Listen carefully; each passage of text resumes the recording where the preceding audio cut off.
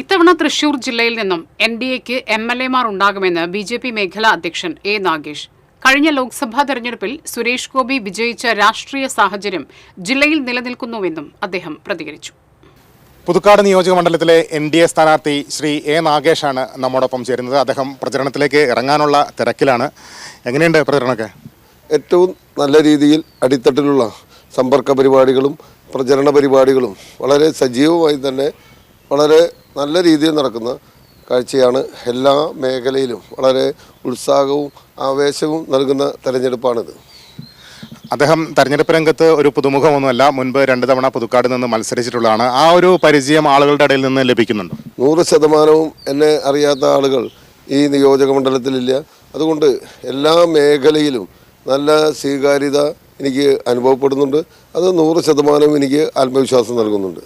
പൊതുവെ ഈ പുതുക്കാട് മണ്ഡലത്തിൽ കൊടകര രൂപം മാറിയെത്തിയ മണ്ഡലമാണ്. ഇടത് പ്രതിനിധികൾ മാത്രമേ നിയമസഭയിൽ എത്തിയിട്ടുള്ളൂ. ഇടതുമുന്നണിക്ക് ശക്തമായ അടിത്തറയുണ്ടെന്ന് അവർ അവകാശപ്പെടുന്നു.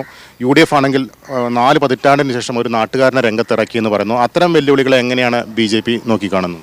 കഴിഞ്ഞ ലോക്സഭാ തെരഞ്ഞെടുപ്പിൽ കേരളത്തിൽ മിന്നും വിജയം സമ്മാനിച്ച ചരിത്രപരമായ നേട്ടം കൈവരിച്ച തൃശൂർ പാർലമെൻറ്റ് മണ്ഡലത്തിൽ ഏറ്റവും കൂടുതൽ താമരടയാളത്തിൽ വോട്ട് ലഭിച്ച മണ്ഡലം 62,000-ഓളം ആളുകൾ വോട്ട് ചെയ്ത് 12,000-അപ്പുറത്തേക്ക് ഭൂരിപക്ഷമുണ്ടായ മണ്ഡലം ഈ പുതുക്കാട് മണ്ഡലമാണ്.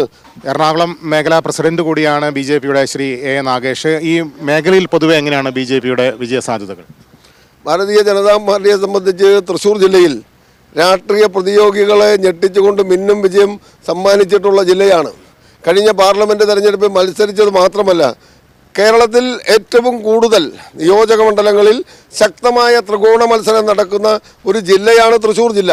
എല്ലാ മേഖലയിലും മണലൂരിലായാലും ഇരിഞ്ഞാലക്കുടയിലായാലും കൊടുങ്ങല്ലൂരിലായാലും നാട്ടികയിലായാലും എല്ലാ മേഖലയിലും, എന്തിനേറെ ചേലക്കര ഉപതെരഞ്ഞെടുപ്പ്, ആ ഉപതെരഞ്ഞെടുപ്പിലടക്കം ശക്തമായ മുന്നേറ്റം നടത്താനും ത്രികോണ മത്സരം സൃഷ്ടിക്കാനും ഭാരതീയ ജനതാ പാർട്ടിക്ക് സാധ്യമായിട്ടുണ്ട്.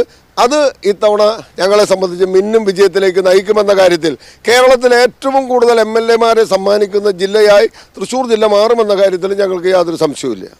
അപ്പോൾ എല്ലാവിധ ആശംസകളും.